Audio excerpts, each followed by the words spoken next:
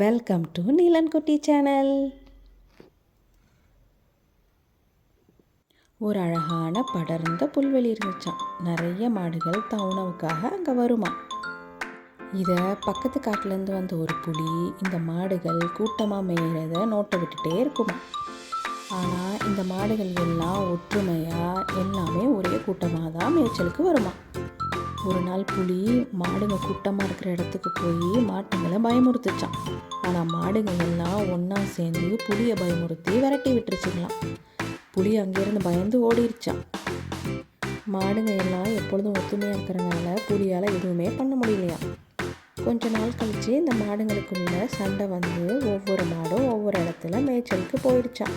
திசைக்கு ஒன்றா பிரிஞ்சு போயிடுச்சுங்களாம்.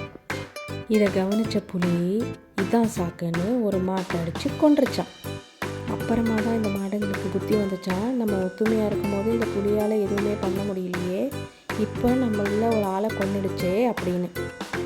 இனிமேல் நம்ம எல்லாரும் ஒத்துமையாக தான் இருக்கணும்னு சமாதானமாகி சந்தோஷமாக எல்லாம் ஒத்துமையாயிடுச்சான்.